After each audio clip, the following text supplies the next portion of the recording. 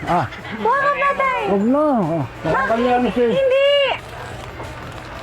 Okay na ba? Tama na yan, ma'am.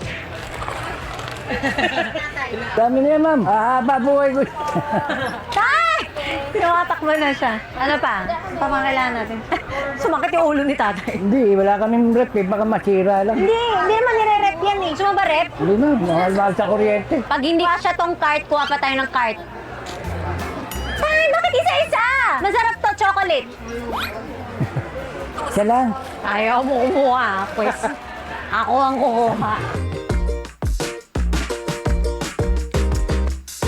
Peso, kuha ka ng 5.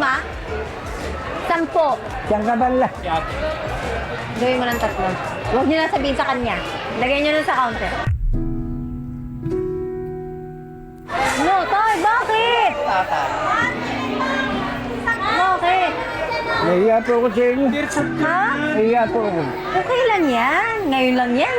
Tsaka reward yan kasi blessing yan ni Lord. Hindi po yan galing sa akin. Praise God. Amen. Galing yan sa taas.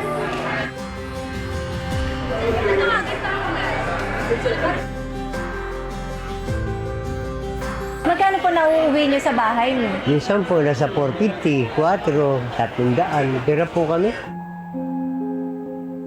Dami pong driver na hindi nakakuha ng ayuda. Wala sa listahan. Ilang oras ka pumila tayo? Matagal. Mula alas 7 ng umaga hanggang alas 6.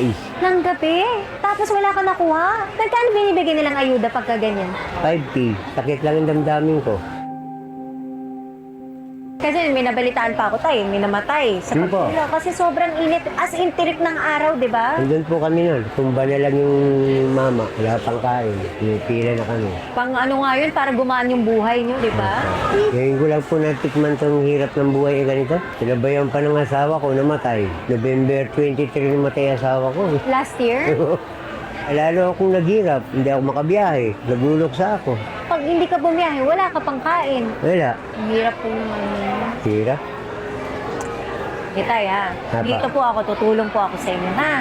Alam mo, sobrang nanggigigil ako ngayon. Sana yung mga tulong talaga na binibigay ng gobyerno natin. Kasi mahirap talaga ang buhay nila. Hindi ko na-experience yung buong buhay nila, pero sa mga kwento pa lang nila, grabe. Diba? And pera naman ng tao yun. Bakit hindi mo ibalik na maayos? Kailangan na kailangan nila yun para sa kakagaan ng buhay nila. Siyempre, hindi ko naman matutulungan lahat-lahat. Kaya sana talaga ma-actionan yan. At sana mas maging maayos ang sistema talaga ng Pilipinas. Kasi sobrang hirap ng buhay dito. At grabe yung mga pinagdadaanan nating mga jeepney drivers. Hindi lang yung mga jeepney drivers, kundi lahat.